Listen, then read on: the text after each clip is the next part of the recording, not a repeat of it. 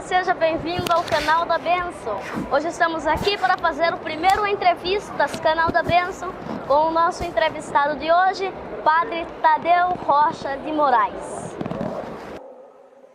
Padre, o senhor poderia resumir um pouquinho da história da criação da catedral, os padres e os bispos e arcebispos que passaram?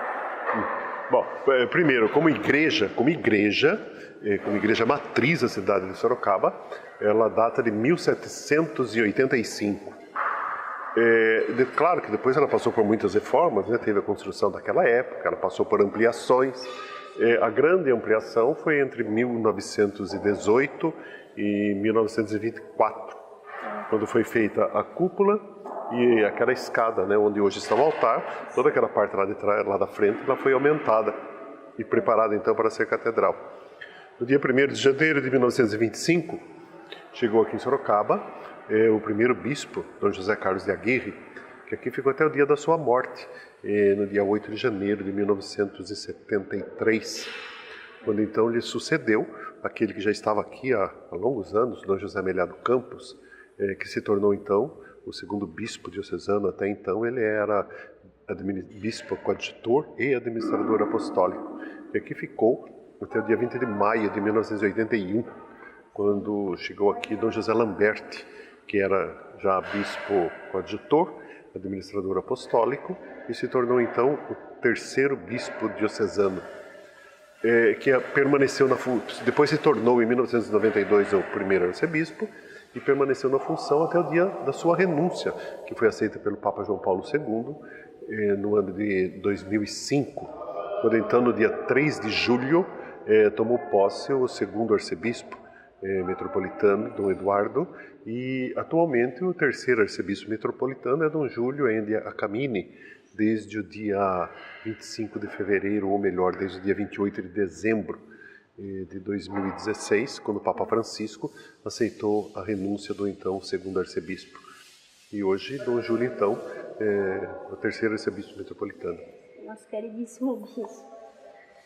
Como é saber que o senhor está à frente da catedral como pároco? Como é?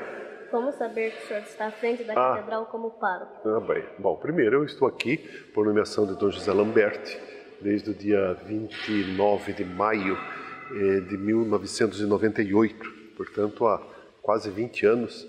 Sucedo ao Monsenhor Mauro Vallini, que permaneceu por 16 anos, desde 1982 até o dia da sua morte, ocorrido em 20 de abril de 1998.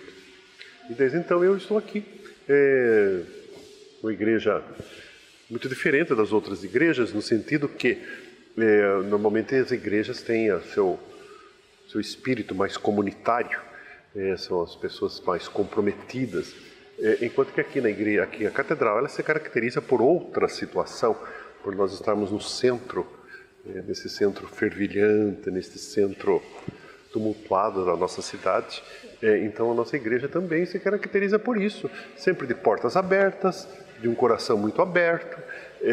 Tem muitas atividades, ou quase 90% das suas atividades, se não mais, se concentra durante o dia e durante a semana, enquanto que à noite o centro fica desabitado, a população é pequena, então as atividades noturnas não funcionam muito aqui na nossa igreja.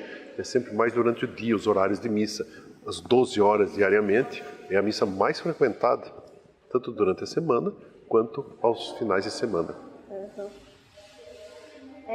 O ano que a catedral se tornou arquidiocese. Então, a igreja matriz de Nossa Senhora da Ponte, ela se tornou catedral no dia 1º de janeiro de 1925, porque foi o dia que o Dom Aguirre tomou posse, instalou a diocese e tomou posse. Então aquela então igreja matriz, que era a única paróquia da cidade até aquele ano, se tornou então catedral diocesana. Quando, em 1992, no dia 29 de abril, o Papa João Paulo II criou a Arquidiocese de Sorocaba, então ela se tornou catedral metropolitana. Então foram essas datas que fizeram com que ela ganhasse esses títulos. Ela se chama catedral não porque ela é a igreja mais importante da cidade, porque ela é a maior, porque ela não é a maior, porque ela é a mais bonita, isso depende muito do gosto pessoal de cada um, mas ela se chama catedral porque aqui existe uma cadeira, exatamente aquela cadeira principal que fica lá na frente, a cadeira presidencial, ou cátedra. Quando o bispo está, ela é uma cátedra, porque é dali, aquela cadeira, de onde o bispo ensina. E quando não é o bispo, ela se torna uma cadeira presidencial. Essa cadeira presidencial ela existe em todas as igrejas, porque todas as igrejas, quando celebram a missa, tem um presidente. A igreja matriz, a capela, o salão, sempre tem uma cadeira presidencial. Então, quando é um padre, ela é uma cadeira presidencial. E quando é o bispo, então, ela é a cátedra do bispo. Quantos anos tem essas imagens da catedral? Ou são de anos variados? De anos muito variados. Por exemplo, né, a imagem da padroeira Nossa Senhora da Ponte, salvo engano meu, mas ela vem do século... Aliás, aqui é preciso, do século XVIII. Ela data do século XVIII, a imagem principal ali da nossa igreja. Agora, de 1710. Mas se a igreja começou a existir em 1785, como que ela está aqui desde 1710? Porque a paróquia de Sorocaba existe, anterior a esta data, existia outra igreja, portanto existia uma outra imagem de Nossa Senhora da Ponte, que possivelmente esteja até no Museu de Arte Sacra de São Paulo. Existem 2 ou 3 outras imagens que são do século XVIII. Uma, a de Nossa Senhora das Dores, que, por sinal, é a única imagem que tem aquela característica roca de vestir, ela é em tecido. Uma outra imagem que é do século XVIII é a imagem de São José, que no meu pessoal gosto é a imagem mais bonita da igreja. Ela foi esculpida por um santeiro da Bahia e data também do século XVIII. Tem 2 outras imagens do Senhor dos Passos e do Senhor Morto, esta última que sai nas procissões de Sexta-feira Santa. Agora as outras são de tempos variados, algumas até muito recentes, como por exemplo São Tarcísio, São Benedito, Santo Antônio e o Santo Antônio de Santana Galvão são imagens do século XXI, que eu mesmo substituí as imagens industrializadas que tinham aqui em gesso, eu substituí por imagens esculpidas em madeira, portanto artesanais. E eu esqueci de uma outra imagem que também data do século XVIII, que é a imagem do crucificado, que se situa logo à direita, logo no fundo de quem entra pela porta principal à direita. Qual o significado dos 4 seres da cúpula? Cada evangelista, ele é simbolizado, e tem um símbolo para mostrar a imagem dele. Então, aqueles animais, né? Eles são símbolo de cada um dos evangelistas. Os desenhos das cúpulas ali em cima, depois vai estar aparecendo uma imagem para eles. Isso. Então, aquela imagem, é uma obra de arte, um estilo de pintura que foi feita na igreja a partir de 1932, quando as igrejas começaram a receber esse estilo de trabalho. Não é nem... É uma decoração, na verdade chama-se decoração, porque se as pessoas prestarem atenção nas imagens que depois serão exibidas, elas vão perceber que são imagens repetidas e com extrema exatidão. É uma técnica chamada de estêncil, em que a pessoa fixa alguma coisa na parede, no lugar onde ela vai ser pintada, e ela pinta. Estêncil era uma técnica que se usava para reproduzir material antes do uso da computação, no mimeógrafo. Então aquilo ali é essa técnica em esmalte, em estêncil, que ela foi a primeira obra que foi feita aqui na igreja. Depois essa obra foi sendo espalhada por toda a igreja. Essa técnica de pintura foi sendo espalhada por toda a igreja. Mas como a nossa igreja está construída sobre um veio de água, que portanto vocês veem que observam sempre, né, que as pinturas estão sempre machucadas, agredidas, porque aqui há uma umidade ascendente. Na década de 1940 para 1950, elas deviam estar todas estragadas. O pároco, então, o senhor Francisco Antônio Cangro, contratou um outro pintor para consertar e fazer um outro estilo de pintura, que foi o seu Bruno de Justo, que também pintou sobre o trabalho do Ernesto Tomazini, e também essas pinturas sempre foram agredidas, tanto que nos anos que eu estou aqui, é a segunda vez que eu já estou consertando. Antes de mim, outros 4 consertaram. É a 6ª vez, portanto, que a nossa igreja está sendo pintada. Lamento tanto gasto. Quantos anos tem o órgão de tubo? O órgão de tubo, ele é de 1926. Ele foi abençoado por Dom José Carlos de Aguirre, no dia que fez o primeiro ano de sua ordenação episcopal, no dia 8 de dezembro de 1926. E ele tem uma característica, ele foi fabricado aqui em Sorocaba. Existia aqui em Sorocaba uma fábrica de tubo do seu Gotardo, que funcionava na Rua Souza Pereira. E este órgão é um dos que foi montado aqui.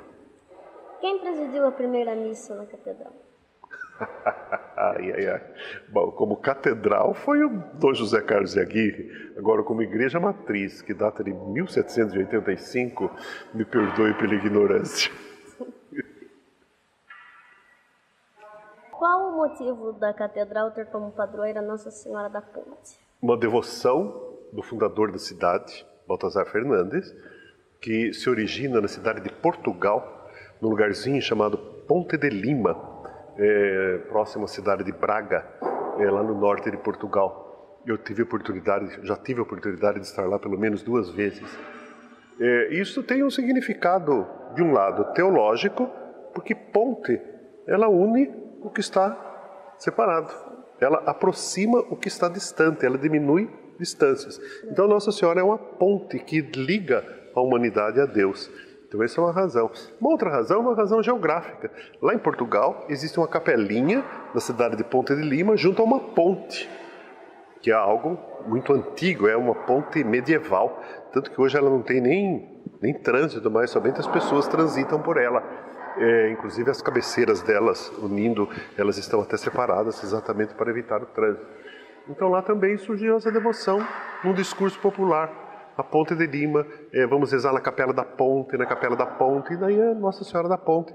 E a nossa igreja catedral hoje é a única catedral do Brasil que tem o título de Nossa Senhora da Ponte. Qual o verdadeiro significado do Natal para os católicos? Sim, interessante e importante a sua pergunta. Porque o Natal hoje ele está reduzido a uma festa de presentes. Quando na verdade o Natal é a celebração, é uma festa extremamente religiosa. Por quê? Ela celebra o mistério da encarnação. Deus, o absoluto, o infinito, que se faz criatura, o Criador que se torna criatura, o infinito que se torna finito. Então é uma festa muito importante. Ele faz isso para assumir a nossa identidade, para nos mostrar, nos fazer uma proposta nova de vida. Então, Natal é uma festa de encontro da divindade com a humanidade, numa íntima comunhão, numa misteriosa comunhão. Então, as nossas confraternizações, o nosso presente é importante? Sim, é muito importante, porque Deus vem encontrar-se conosco. Então, também nós devemos ir ao encontro dos outros. Agora, interessante, Deus não veio nos dar presente, Ele veio ser presente entre nós. Então nós também devemos buscar isto. A figura mais importante do Natal é o menino Jesus. Sim. E não o Papai Noel, a quem eu muito respeito, mas ele não é a figura central do Natal. O senhor poderia deixar uma mensagem de Natal para todos que estão assistindo? Posso, com muito prazer. Eu gostaria de usar as 2 palavras que eu acabei de usar sobre o Natal. Festa de encontro, Deus que vem ao nosso encontro. Festa de presente, sim, mas não de dar presente, mas de ser presente na vida, tal como Deus veio ser presente em nossa vida. Então, o Natal feliz será um Natal onde realmente nós nos encontrarmos, onde realmente nós nos fizermos presente, não para controlar, nem tampouco para ficar sabendo simplesmente por interesses escusos, mas da vida dos outros, mas ser santamente presente na vida dos outros como Deus é da nossa. O senhor recebe uma lembrancinha, obrigado por estar presente aqui.